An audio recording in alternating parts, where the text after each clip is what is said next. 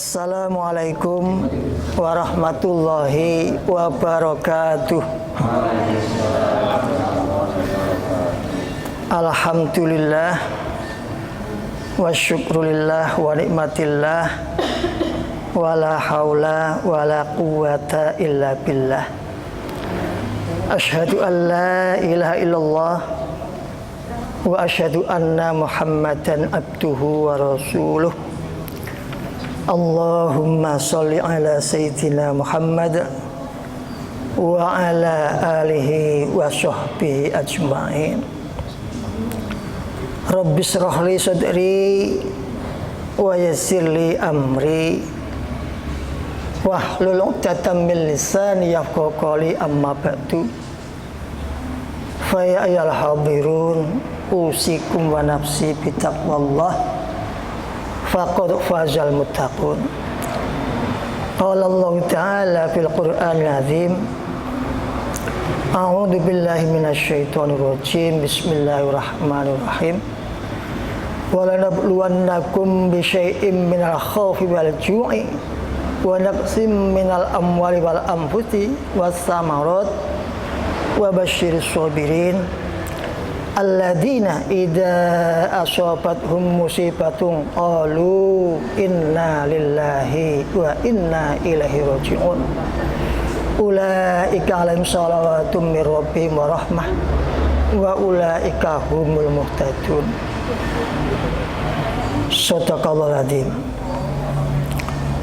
Bapak Kepala Kemenak Kota Surakarta yang kita hormati beserta jajarannya, Kasih Bimas Islam, Kasih Gara Syariah Pendidikan Agama Islam, so kasih yang lainnya, termasuk kaum muslimin muslimat lan para ulama ingkang saestu dawuh-dawuhipun kita tenggo.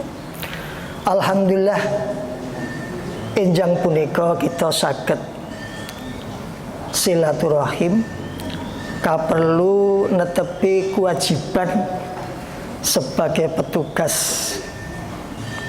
kultum wonten ing Masjid Kemenak. Nah, tentu saja wonten ing mriki tanpa ada nikmat dari Allah Subhanahu wa taala maka kita tidak akan pernah bisa sampai. Dan alhamdulillah pagi hari ini Allah selalu dan seterusnya melimpahkan rahmatnya dumateng kita pangastuya berupa nikmat sehat wal afiat, sehat jasmani, sehat rohani, insya Allah sehat ekonomi, termasuk sehat kawontenan.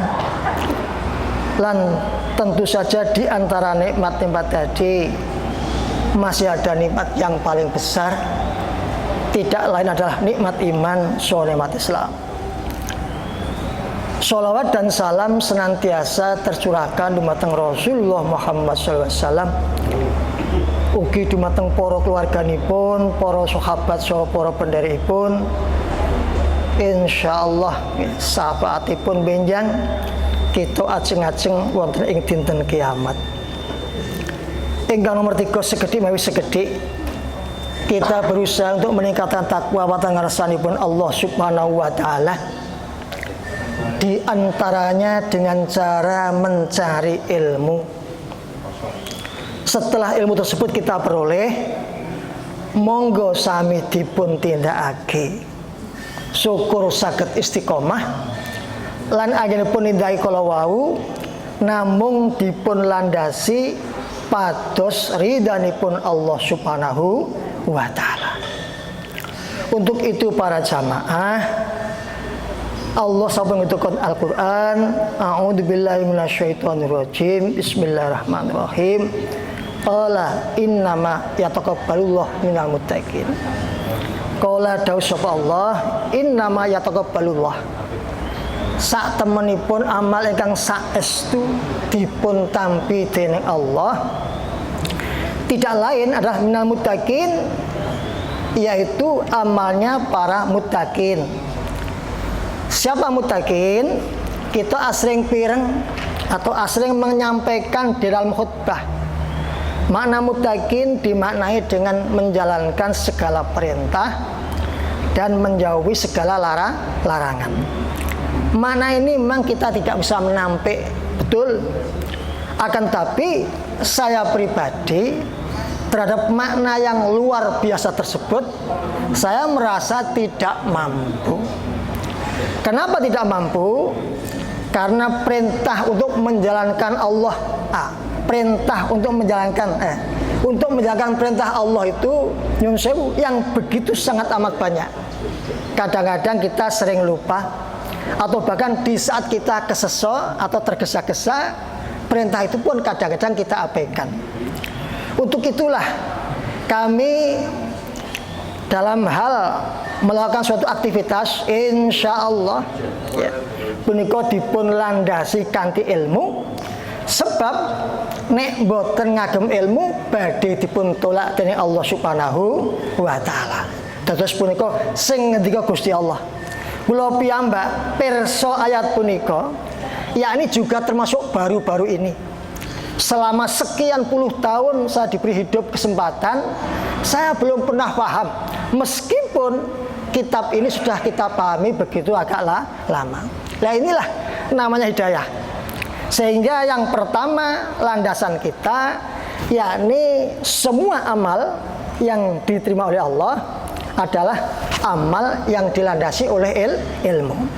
Terus makna muttaqin wonten ing mriki kula petik saking tafsir Al-Iqlil dipun terangake mundhut saking dawuhipun sahabat paman Rasulullah SAW, yakni Ibu Abbas radhiyallahu anhu, yang menyatakan bahwa al-muttaqin itu maknanya orang yang beramal dilandasi dengan ilmu. Maka kalau maknanya beramal dilandasi ilmu, insya Allah kita ini menjadi semangat. Tapi kalau takwa dimaknai menjalankan semua perintah dan menjauhi semua larangan, saya merasa tidak sanggup. Karena apa?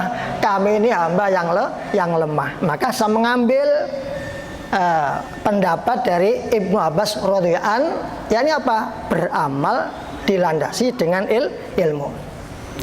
Kemudian kita kembali pada ayat yang kita baca, walanabluwannakum lan yakti bakal nguji ingsun kum ing sira kabeh bisain kelawan suwiji-wiji arupi minal khaufi wal ju'i wa naqsimil amwal anfus wal samarat. Wonten iki saestu Allah punika nyuwun sewu sebagai hambanipun napa malih sampun berikrar asyhadu alla ilaha illallah wa asyhadu anna Muhammadar Rasulullah, kemudian telah menyempurnakan dari Islam menjadi iman, yakni rukun iman yang amantu billah wa malaikati sampai dengan khairi wa syarihi, sampai dengan yang terakhir, yakni kita ingin menggapai derajat ihsan yang mana kita ini beribadah seolah-olah melihat Allah. Apabila tidak seperti Allah, maka kita pasti dan meyakini ibadah atau amal kita dilihat juga oleh Allah Subhanahu wa taala. Nah, dari ketiga Islam, iman dan ihsan kala wau, ketiga tingkatan kala wau, mohal kalau Allah tidak akan menguji hambanya di saat mereka dari yang tidak tahu menjadi muslim, kemudian menjadi mukmin dan meningkat menjadi muhsin. Lah ujian ngoten iki nyuwun sewu ngendikane Allah namung sekedhik bisyai'in, dengan sesuatu yang sangat amat sedikit. Dalam tafsir napa Ibnu Katsir dikatakan sedikit ujiannya. Berupa apa? Minal khauf, yakni rasa takut, wal ju' rasa lapar, wa naqsimil amwat dan kekurangan harta, wal anfus wonten ing niki dimaknai yakni tenaga. Pada tafsir yang lain dikatakan jiwa, yakni meninggal dan sebagainya. Wasamarot, dan kita juga akan diuji oleh kekurangan buah-buahan. Terus kelima ujian punika, saya yakin semuanya mbok menawi sampun mengalami. Saya sendiri dalam waktu yang dekat, yakni di masa COVID-19 ini telah mengalami semuanya ini. Ya. Jadi rasa takut pernah saya alami, rasa lapar juga pernah saya alami, termasuk kekurangan harta juga sering kita alami. Kemudian kehilangan nyawa, ya bismillah, dua saudara saya dibunuh oleh Allah. Wasamarot, dan kekurangan buah-buahan juga sering kita alami. Dengan demikian kita mungkin sama-sama hamba Allah yang sempurna telah mengalami ini semuanya, yakni apa? Insya Allah dengan sabar. Karena Allah menutup ayat menika dengan dawuh wa basyirus sabirin, dan berilah kabar gembira dumateng sinten, yakni as-sabirina, inggih menika tiang-tiang ingkang sampun dipun uji dening Allah arupi 5 ujian kala wau, ananging piyambakipun tetep sabar. Alladzina idza asaba musibatun qalu inna lillahi wa inna ilaihi rajiun. Lah tiang kala wau setelah mereka menerima ujian dengan sabar, mereka menghibur dirinya, mengetahui dirinya bahwa sesungguhnya kami adalah milik Allah, dan sesungguhnya pula kami juga akan kembali kepada Allah Subhanahu wa ta'ala. Untuk itu para jamaah, dari ayat yang pertama dan yang kedua ini sesungguhnya kita menjadi tahu. Jadi Allah itu Mar-Rahman dan Mar-Rahim betul. Karena apa? Dalam setiap memerintahkan segala sesuatu itu pasti Allah memberikan ilmunipun, termasuk sampai dengan ujian dari Allah yang nyun sewu, kalau saya katakan COVID ini sampai dengan detik ini. Cuma kita ini nyun sewu, bisa diuji oleh Allah COVID mulai tahun 2020 sampai dengan 2021 masuk ke 2022. Ini nyun sewu, ini yang keluar dari nyun sewu dari diri kita ini, yakni bukan kalimat istirja. Saya yakin seandainya bangsa Indonesia ini yang notabene mayoritas di saat diuji COVID-19 kok saya mau inna lillahi wa inna ilaihi rajiun, maka COVID ini akan dengan cepat secara tuntas. Karena apa? Karena Allah sampun paring tip. Jadi apabila diuji oleh Allah, resepnya yang satu kita sabar, yang kedua kembalikan ujian tersebut kepada Allah Subhanahu wa ta'ala. Kemudian yang terjadi pada saat COVID-19, di saat belum melanda Indonesia, punika kita telah diberi kabar yang nyun sewu, yang menggigirisi atau yang menakutkan, sehingga khauf wonten ing ayat punika masuk. Takut apa? Takut karena ada foto atau video orang yang bergelimpangan di tengah jalan. Ya, bismillah, kemudian ternyata foto itu dinyatakan hoax. Ya. Tapi kita sudah kemakan keyakinan, sebagian yakin bahwa COVID itu akan ganas seperti itu. Nah, alhamdulillah saya sendiri sebagai orang yang insya Allah Islam lan munda iman juga sudah diuji oleh Allah Subhanahu wa ta'ala. Bagaimana rasanya terkena COVID? Tidak tanggung-tanggung. Satu keluarga 6 orang semuanya terkena COVID. 5 diperiksa resmi, yang 1 saya minta untuk tidak usah diperiksa resmi. Artinya saya tambani dengan obat yang diberi dari rumah sakit. Dan bismillah, anak saya yang 1 ini tidak terkena. Karena apa? Pada waktu itu dia mengungsi atau ikut budenya. Tapi kemudian budenya terkena anaknya dari Jakarta sehingga terkena COVID. Dan anak saya mulai panik. Saya nyatakan tidak usah panik, karena COVID setelah kita rasakan itu nyun sewu. Ya sekadar 10 dengan lah. Saya 1 hari setelah kerja bakti di KUA, kemudian saya pulang bersih-bersih rumah karena semua anak saya itu mas flu. Di saat saya masih basah keringat, saya takut segera maghrib, maka saya mandi berkeringat.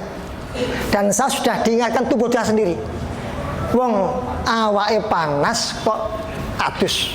Betul, setelah saya mandi dan saya kedinginan, saya mencari minyak kayu putih. Untuk apa? Untuk saya laburkan kepada tubuh saya. di luar dugaan. Dan bismillah, saya sempat menyatakan minyak ini tidak pedas, tidak panas, dan minyak ini tidak ada baunya. Saat itu juga istri dan anak-anak saya menyatakan, loh kalau begitu bapak positif. Maka besoknya saya periksa di puskesmas, dan betul-betul 1 Juli itu saya dinyatakan, semua keluarga dinyatakan positif COVID. Setelah itu apa yang terjadi? Rumah yang di Rusunawa yang sempit itu langsung dipagar, sehingga kami ini merasa terisolasi. Dan disitulah saya kemudian munajah kepada Allah Subhanahu wa Ta'ala.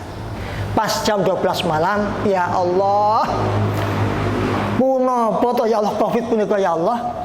Ini di luar dugaan himah yang kami terima. Nyuwun sewu, katanya, aku ini janjane penyakit biasa, ning digedek-gedek seperti itu. Itulah himah yang saya terima.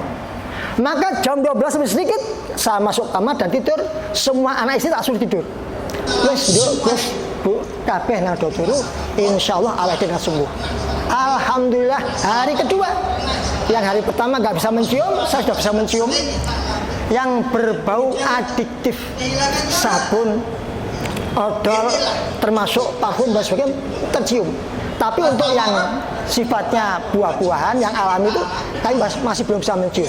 Dan pada hari keempat semua istisamana nasi tercium, buah-buahan tercium, sehingga saya menyatakan normal. Saat itulah kami minta kepada dokter puskesmas yang mengawasi kami untuk bebas, karena ruang kami sempit, anak saya besar-besar, dan kami 5 hari itu sangat amat pengap. Tapi di luar dugaan dokter tersebut menolak. Karena apa? Karena khawatir menular. Maka saya dipaksa untuk ikut namanya apa itu? Isolasi, bukan mandiri, di sekolahan. Isolasi mandiri dengan saya ngotot, saya sudah sehat, kenapa bu kok dianu dan sebagainya. Ternyata apa?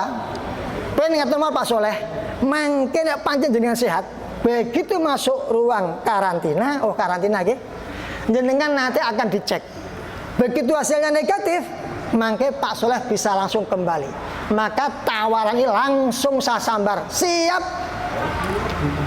Dan di luar dugaan dari pagi itu saya baru jam 5 lebih dijemput, sehingga di rumah itu yang ada hanya kapan jadi dan tidak. Terus kemudian setelah jabat tadi karantina, maka kemudian Bapak Wakil Wali Kota menyarankan minimal karantina di sekolah tersebut adalah 14 hari. Jadi kami total di karantina selama 16 hari. Tapi alhamdulillah kami telah memiliki ilmunya, sehingga apa? Kami bisa mengantisipasi penyakit tersebut. Termasuk anak kami yang sedang sakit juga diberikan kesembuhan. Lah, tiang ingkang dipun paringi ujian dening Allah, kok piyambakipun mengerti ilmunya, yakni yang pertama sabar. Kemudian yang kedua mereka kersa maos istirja, innalillahi wa inna ilaihi raji'un. Kata Allah, ulaika alaihim shalawatum mir rabbihim wa rahmah wa ulaika humul muhtadun. Mereka itulah alaihim, ikut tetap ingatase ulaika shalawatum rabbihim, yakni bakal atau akan memperoleh wonten ini dimaknai pengapura atau ampunan dari Allah langsung, warahmah lan piyambakipun badhe pingatuk kasih sayang dari Allah, wa ulaika muhtadun, dan mereka akan digolongkan termasuk orang-orang yang memperoleh petunjuk. Janjane kalau kita mau kembali kepada Al-Qur'an dalam hal menghadapi musibah apa saja. Cuma kalimat istirja ini di Solo agak aneh. Saya sering jatuh mengatakan innalillahi itu juga mereka sambat. Kok innalillahi itu Pak? Oh, mboten kapundhut innalillahi. Saya di saat membawa sesuatu jatuh, saya baca innalillahi, juga orang Solo kaget. Kalau di Jawa Timur biasa, ya. Pokoknya kalau ada musibah, meskipun kecil, itu kalimat istirja tetap diutarakan. Nah, disinilah ilmu nipun sang Allah Subhanahu Wa Taala, yakni sangat amat sederhana. diberi musibah, rumusnya yang satu sabar, yang kedua membaca istirja. Kalau panjenengan semua kerso manut dumateng perintah Allah, maka panjenengan akan yang pertama akan memperoleh sholawat atau pujian atau ampunan langsung dari Allah. Yang kedua akan memperoleh rahmat atau kasih sayang dari Allah. Dan yang ketiga akan digolongkan termasuk orang-orang yang memperoleh petunjuk. Sinten tiyang ingkang boten remen bahwa musibah yang kita anggap ngedap-ngedapi atau menakutkan, ternyata berkat rahmat ampunanipun Allah Subhanahu wa taala lewat ayat-ayatipun kala wau kita menjadi lebih mengerti. Jadi sekali lagi, musibah apa saja yang menimpa, jangan lupa yang pertama kita berbuat sabar, kemudian menghibur diri dengan ngendika innalillahi wa inna ilaihi rajiun. Maka orang tersebut akan memperoleh yakni anugerah dari Allah, rahmat dari Allah, dan akan digolongkan termasuk orang-orang yang memperoleh petunjuk. Maka sesungguhnya kalau kita kembali kepada ayat Al-Quran punika, nyuwun sewu, di saat kolomben COVID ini berjalan sampai dengan 2 tahun, bahkan sebelum 2 tahun, kula pribadi punika nyuwun sewu selaku orang muslim punika kula izin. Lagi kenapa kok izin, Pak? Karena Allah telah memberikan tip yang begitu mudah. Akan tapi hanya karena berita, hanya karena foto, hanya karena kita melihat di YouTube, menjadikan rasa kekhawatiran atau ketakutan kolowau menjadi berlebihan.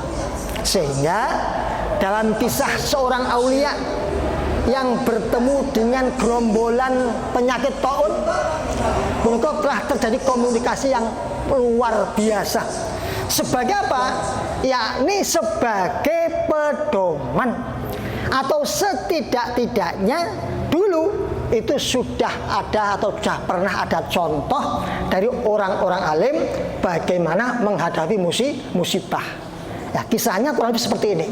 Di saat gerombolan taun tadi lewat, kemudian bisa bertemu dengan wali Allah, maka terjadi komunikasi yang luar biasa.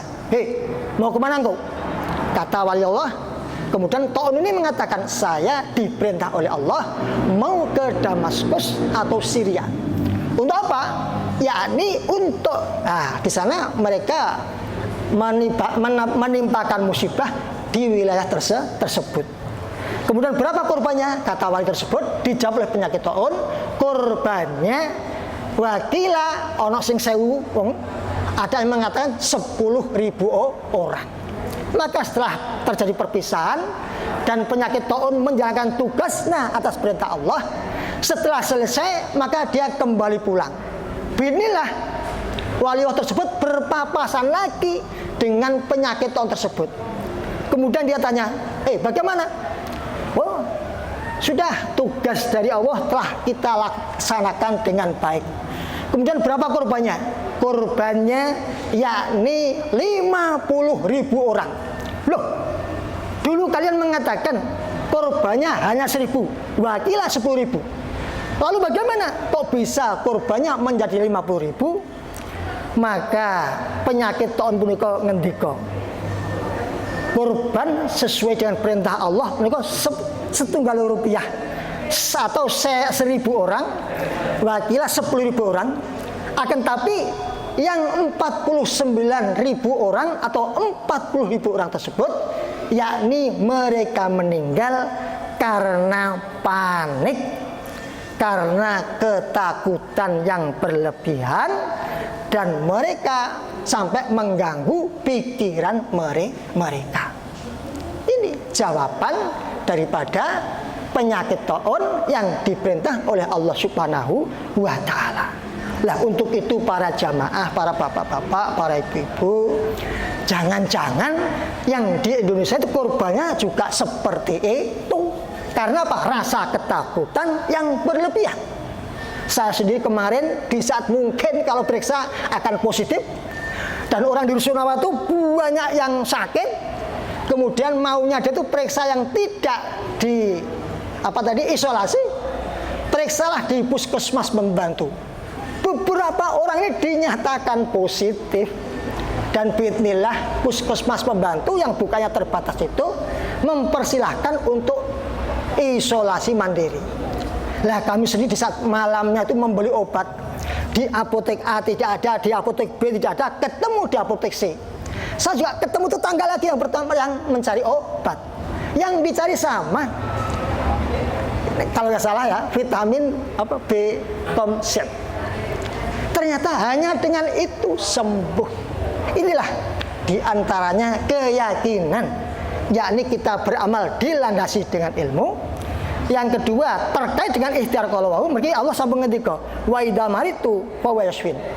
Lan nalikane kowe padha lara, fa huwa maka dialah Allah yashfin ingkang badhe marasake panjenengan sedaya. Ya, untuk itu para jamaah, jadi sekali lagi kami malu tersebut karena apa? Di antaranya kita ini mayoritas adalah orang muslim. Lebih malu lagi karena apa? Karena penyakit tersebut durasinya sampai dengan nyuwun sewu mancik kepada 3 Ramadan. Ini yang saya prihatin. Kalau misalkan ditanya, opo dongone awake iki padha ora ditampa. Inilah yang menjadi keprihatinan kami atau yang menjadi keprihatinan kita. Maka dengan adanya musibah yang kemarin itu, kita bisa kembali kepada Al-Quran. Bagaimana cara menghadapi musibah tersebut? Yakni ternyata hanya dengan sabar dan dengan membaca istirja kita akan dipuji oleh Allah, kemudian dirahmati dan dijadikan orang yang memperoleh petunjuk. Ikhtiari pun yakni kita dengan minum obat. Inilah sedikit yang bisa kami sampaikan kepada para mustami, yakni para pimpinan kami semua. Mudah-mudahan bisa menambah wawasan sekaligus diambil pengalaman agar tahun ke depan apabila ada kasus yang serupa atau kasus yang lain, kita bisa mengantisipasi diri pribadi, keluarga, juga termasuk kepada jamaah. Kirang langkung nyun pangapunten wonten leresipun saestu dhateng Allah Subhanahu wa taala lan mbok menawi wonten klinturipun kula saeng kula piyambak. Billahi taufik wal hidayah. Assalamualaikum warahmatullahi wabarakatuh.